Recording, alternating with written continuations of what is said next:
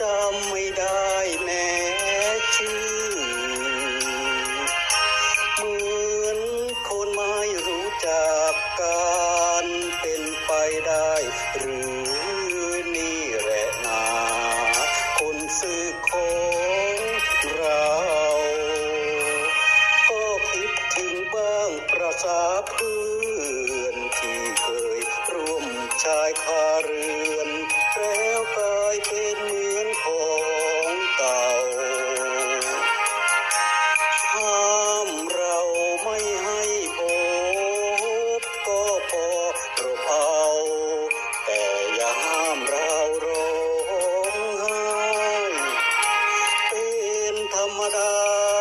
คนทิ้งกับคนถูกทิ้งมันต่างกันยิ่งในความรู้สึกทั่วไปเขาเหมือนทิ้งกองขยะกองใหญ่แต่เราเหมือนทิ้งหัวใจสิ้นไปหมดทั้งชีวาก็ขอให้ไปได้ดีมีสุขถึงเราจะต้อง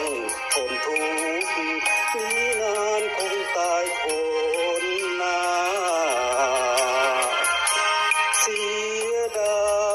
ยก็เพียงเวลาผ่านมาปลูกผักปลูกหญ้าขายยังได้